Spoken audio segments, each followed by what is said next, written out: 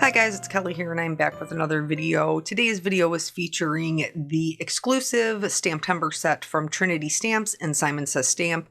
This is the little Christmas tree. In addition, I'm also going to be using the Friesen family stamps and dies. I used the Christmas stamps and dies. I didn't use the Merry, and I did use the Edge, was it Hills and Slopes? I did use those as well.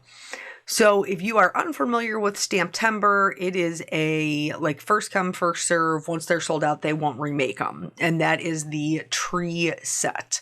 The Friesen family and the other elements that we're going to be using are carried in the Trinity stamp store, and you can pick those up at any time.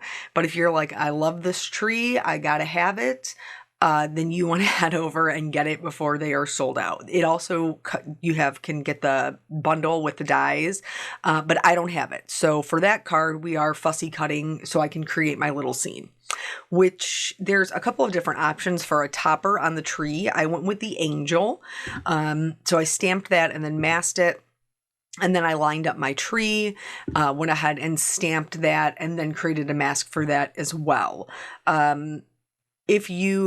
I used to never buy the dies because I would just fussy cut them so that I could buy more stamps. But now that I'm further along in my crafty journey, I do appreciate having the dies because I can blend them into my scene and it saves me on the fussy cutting. But I still do love the way an unmasking, like the magic of an unmasking a one-layer card. So I still do them both. So while I was trying to come up with the concept that I wanted to use for the tree, I kept coming back to like a snow globe, like a falling snow. So that's what we're going to be doing. Now, obviously you can I used trees and some snowmen, but you could use whatever, Christmas or winter scene you would like. It doesn't even have to be a Christmas card. It could be a winter scene.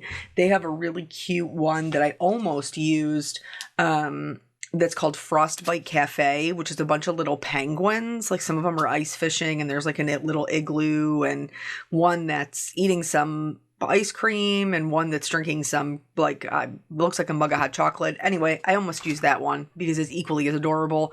But since last year when this Friesen family came out, I have had intentions of using it because I think it's so cute. So I did not want to miss my opportunity. I did not want another winter season to go by and me have missed my opportunity to color this. So I stamped everything using some Hero Arts Intense Black ink. And this is safe for alcohol markers because that is how I'm going to be coloring my scenes. As I'm sure you noticed, the little ticker down there below, that it is quite a long video, but you have to remember I'm trying to fit in the colorings, the backgrounds, and the buildings of two different cards.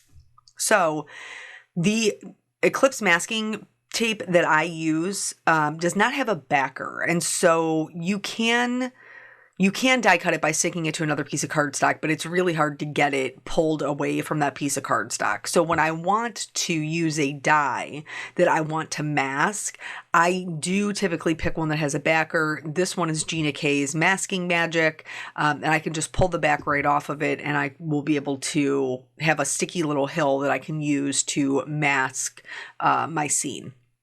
I do like to kind of wrap around the extra edges around the back.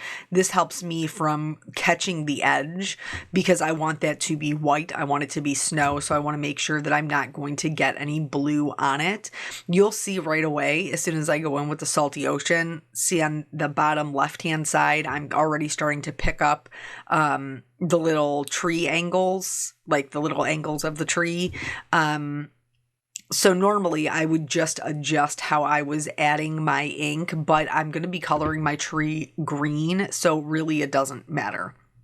So I did the mermaid, no, I did the salty ocean first. And now I'm going in with Mermaid Lagoon, and then I am going in with some Uncharted Mariner, which you may be thinking to yourself, like, Kelly, that's a pretty dark color. And you are correct. But if you don't add a ton of it, it can help just give a little bit of depth to your scene. So I'm just adding it kind of at the top and then letting it get lighter as it goes towards the horizon line.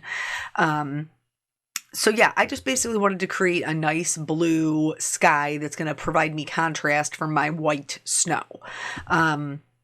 There's a couple of different things that we're going to do to create our snow globe look. But I have to create the scene first, and before I can create the snow globe shaker part. So here I do like to mix up my color of my snow. Normally when I'm coloring something white, I go with grays, but really when you're coloring something white, like, yes, you're putting in the shadows, but also it's picking up the color of things around it. So I do typically add a little bit of shading to my snow with speckled egg or shaded lilac when I'm doing backgrounds like this. And I used a combination of both of them. So for this one, I want to move the hill up a little bit higher because I know I'm going to have a larger sentiment at the bottom. So I just used that same mask that I already cut, and then just an extra piece of, this is pixie tape, just some low tack tape. You could use washi tape. And then I'm going to do just the same thing that I did with the tree card. Yeah, I'm sure you noticed that I'm not actually this fast with the with the ink blending. I'm quick, but I'm not that quick. So just the same color combination, and then I will be able to remove the masks and do the same shading with the other two, the shaded lilac and the speckled egg. Now, when our snow globes are not in use, they're not being shaken up, a lot of this will be covered up, but like you'll be able to see in between the shaker bits, and that's where we're going to have, the shading. So first things first, I am going to add a little bit of shading to my little angel at the top. I chose to color her just white wings, white dress.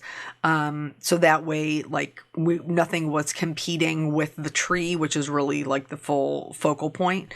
And then I also used that to color in, I could have done the garland, and honestly, that was really kind of my first thought, was to do the garland white, but I decided to go with red instead because green and red are complementary colors, so they look real nice together. But then also that red is going to show my snow, my little blizzard scene of my snow globe, a lot better than the white garland would. So I just colored the edge of the tree skirt white, and now I'm going to move on to my snowman.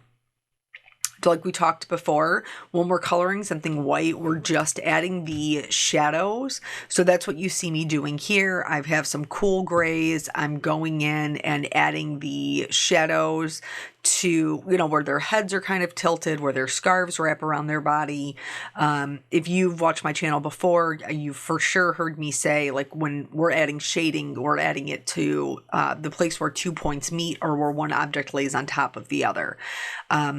So sometimes that means we're using the darkest color. That's what I'm using here. This is the C5.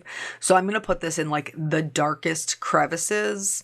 And then some of the other ones, like the edges of the scarves that are kind of laying on bellies, I will reserve my C3 for that. Just so that there is a little bit of variation and we're not getting super, super dark and heavy handed. I know that they look gray right now, and I get how you're like, if you've never watched me color before, you've never watched somebody color an object white, you're probably thinking to yourself, like, girl, you being too heavy-handed. But I promise you, by the time all is said and done and we add all of the other colors and put them in their scene, they will not look gray anymore. I promise. Just trust the process and hang tight. So I am finishing that off with the C1. Again, I'm still making sure that there are, like, we're coloring it white, so we need to reserve some white, but there is quite a bit of place, you know, for those shadows because they're all huddled together. They all have on accessories, which really is what makes them adorable. But just like with the snow, when I like to add a little color variation, I'm going to do the same thing with my snowmen, right? Because they're made out of the same snow that they're standing on. So I chose a BG10 and a BV000. Those are pretty close to those same shaded lilac and speckled egg. And then I'm just going to mix it up. I'm going to put some, you know, areas purple and some areas that blue green versus the blue violet. And this is just going to help give them a little bit more interest. Now, I did do some of the coloring underneath their feet, but we're not going to be able to see all of that in its entirety when it die cuts out.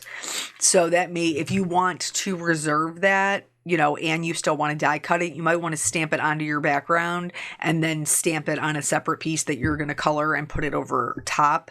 That way it reserves that ground piece. For this little evergreen here, the tree, and some of the accessories on our little snowmen, I stuck with the same green. I find when you are doing scenes like that have a little bit more going on, like our tree card isn't particularly busy, but there's a lot going on in our tree. Same thing with the snowmen. Like there's not necessarily a lot going on in the background, but there's a lot going on with the snowmen. So repeating the same colors will help it to feel more cohesive, and will make it appear less busy because we're repeating those same colors. So when I first started coloring the tree, this is a little trick with markers that I have said before, but it bears repeating. When you first start coloring with markers, you have to decide if you are a person who likes to color towards themselves or away from themselves. And you can figure that out by just getting a scratch piece of paper and seeing if flicking away from yourself or towards yourself is more comfortable. For me, flicking away from myself is more comfortable. So because I want to add the shading underneath each layer of the tree, it makes more sense for me to flip it upside down. So that way I can add that darkest shading flicking away from myself, because that is how I am more comfortable. So this one, because it is our darkest color, is going right up against the underneath, like the top part of the layer, which is going to be tucked up underneath. And then from there, I will be able to, you know, add my other colors over top of this and then slightly extend them out to really get a lot of dimension.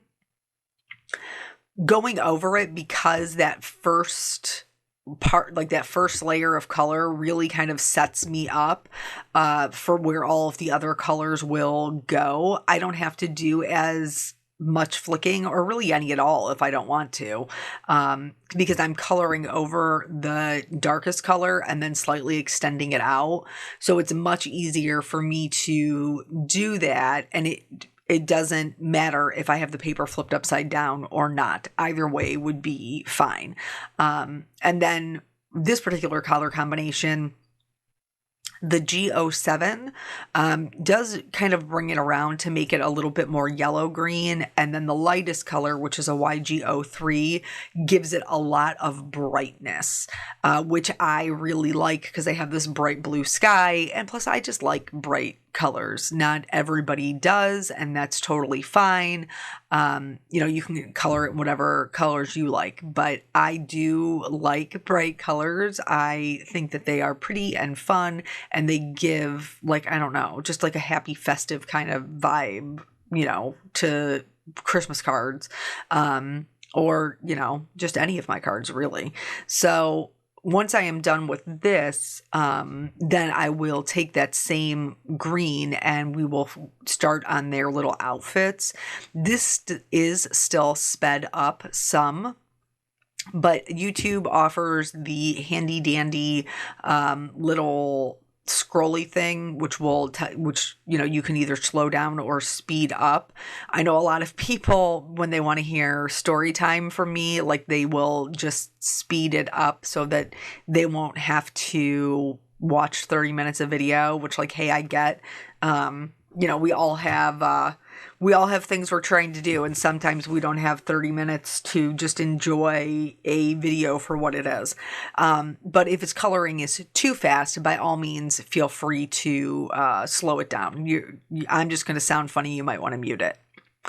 So again, I didn't want to make it too busy. I'm just repeating kind of the same colors that we already have in their outfits. Just so that way, we have the cohesiveness, we have that kind of festiveness. And the only other color, we have the blue from the sky, so that's a color I can put into their outfits. We have the green from the trees, that's in their outfits. Then we have the red from the garland. We also have the white, which obviously is their little snowman bodies. Then I have, we're just going to do a little skin tone for my little angel here, nothing too fancy.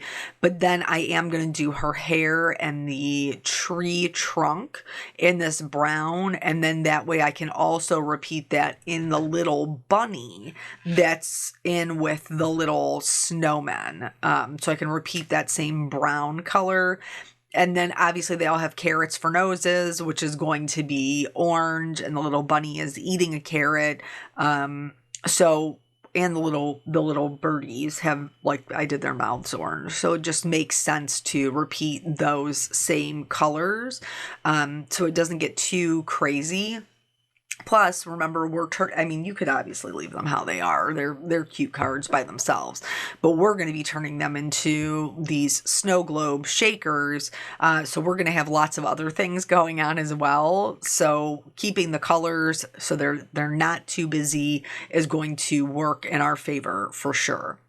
For the garland, I did add the shadows to the bottom of the garland and then just kind of worked my way up to the lightest color being at the top. This is just a really easy way to add dimension without having to think too much about it. Just because, normally something that's lower to the ground, you're going to have the shadow kind of underneath it. For the tree skirt, I kind of went back and forth about what color to do it. I ended up going with red. Now, normally I would do just like how we did the ground over on the snowflakes. I would add a little bit of gray shading underneath the tree. But since I know the vast majority of it isn't going to be seen, and I've already added the shading with the Distress ink, I went ahead and skipped it.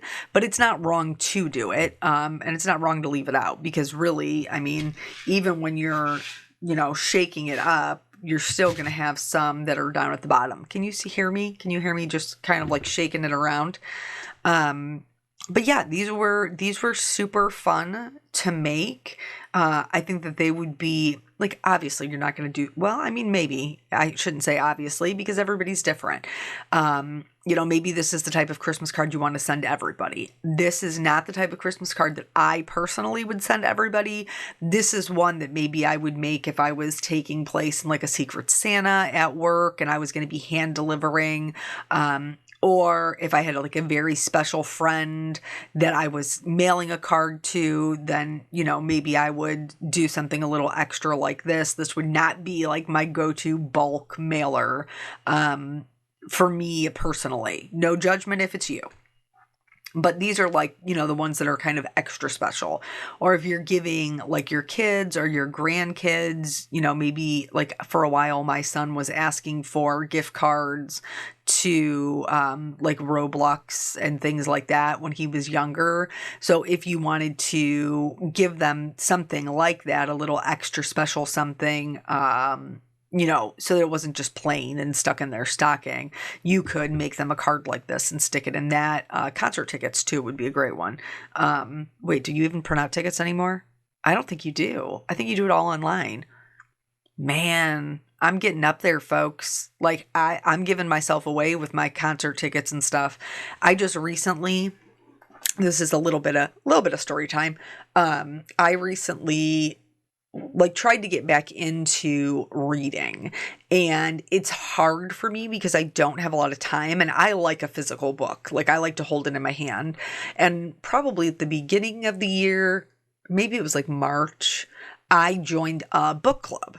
And so it's only once a month, and it's at a cute little place in the city that I live in, and they do like wine and coffee. I pass on the wine, but I'm here all day for the coffee, right?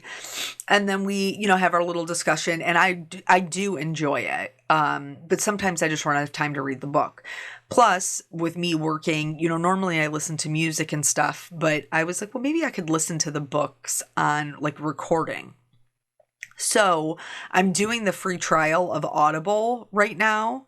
And I got to tell you, like, I am enjoying the one that I'm listening to, but it is very strange. It took me a while to get into it, with them like talking it to me versus me reading it myself and like kind of visualizing how the story would go. So I'm not sure if I'm going to keep it or not. If you have any tips for audiobooks, I would love to hear them. So I'm adding some clear glitter to the snow, to the little garland, to my angel. And then I am going to add some highlights with my white gel pen, to their little outfits. I'm adding some little accents and things like that. I'm also going to add some little lights to my Christmas tree, or they could be seen as snowflakes. I guess it depends on how you view them. But just to kind of break up all of that green, add some little twinkly lights, using the white gel pen. For the snowman, snowmen, plural, I'm going to cut those out. And then these, because it is a shaker card, I'm just going to glue it down flat. The die just offers me the opportunity to do some other techniques, besides build a scene with it. Like I could put stenciling behind it, all kinds of things. But I think they're super cute the way that they came out. However, I do not love that white outline. That's no secret if you watch my videos, and I do typically blend them into my background, which is what I am going to do here. I was pretty fortunate that for the most part, that BO2 that I had already had out for the birds really matched my ink blending of the salty ocean, so I didn't really need any other colors. Here, so this is the first step of how we're going to get this like wintry look. I'm doing just clean water, little spatters of clean water. This only works because I am using distress inks and they activate with water. If you are using an ink that is not water reactive, just skip this part.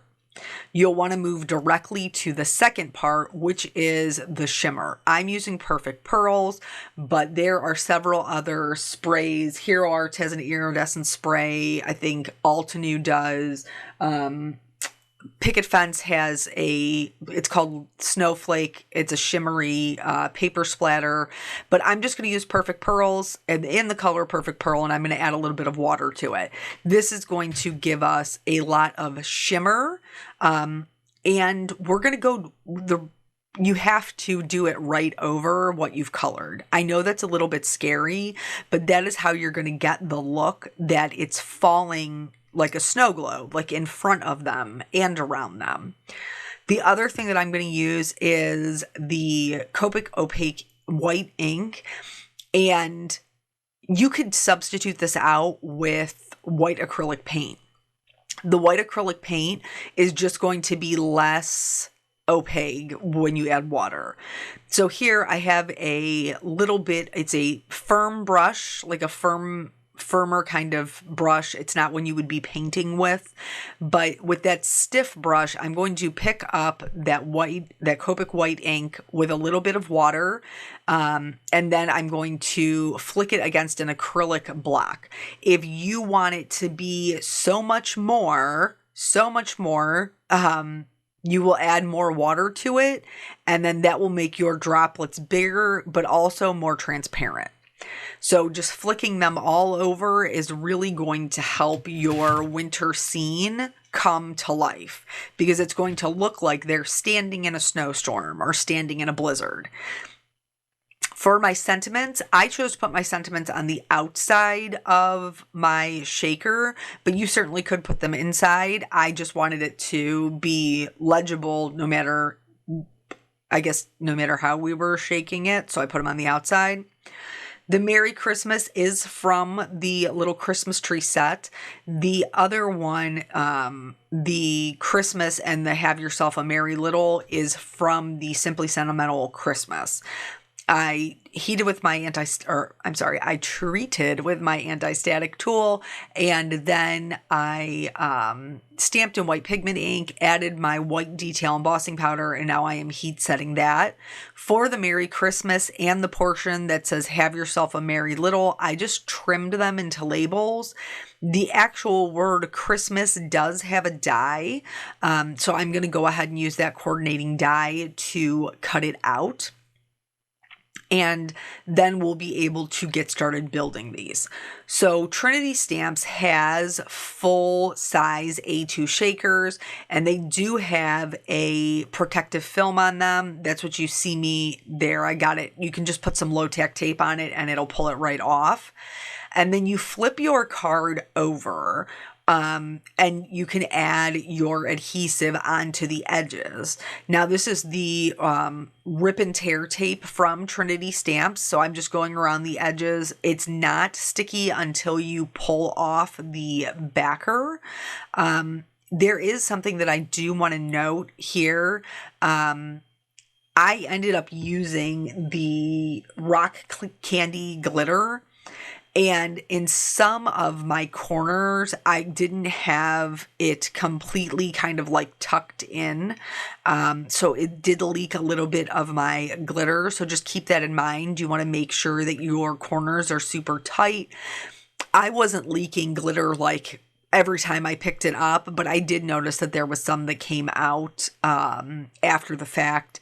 So that's just a little heads up from me to you. If you're worried about that, you could skip the glitters, though I think it really adds to the snow globe effect, or you could do a frame around it, a more traditional shaker card versus an edge to edge like I'm doing here, which would still give a similar snow globe effect, but then, it would be all housed in by the foam tape.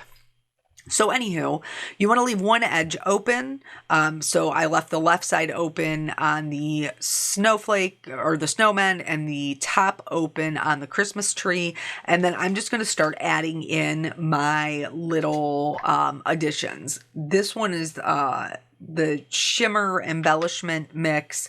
Then I also added in some silver twinkle rhinestones, some melted icicle sequins, clear twinkle rhinestones, moonstein rhinestones. Like, you just want, all of the things that are white or clear. I think I added some soap bubbles too, which is another sequin. And then, like I said, I used the rock candy crystal clear glitter, but you could also use, just whatever glitter you have laying around. Once you get it in there, then when you're all done filling it up, you'll pull your last bit of release paper and then fold it over, and that will house the contents of your little snow globe, so that it will, it's a shaker and it'll, have the little snows on your characters. I think they're super cute. And then so for the tree, I did the same thing. And then from there, you could still add like sequins or rhinestones or whatever on top of the acetate. But I chose to just put my sentiments on there, and then I just called it a day. Now, I will say for the adhering of the actual sentiments, normally I'm a liquid adhesive girl, but I felt like a dry adhesive would just hold so much better. So that is what I chose to go with, more of that kind of peel off release tape. I just used a slightly bigger size. And then, I tucked the Have a Merry Little kind of down behind the Christmas, not so much that it wasn't legible, but enough that they, kind of stood there together.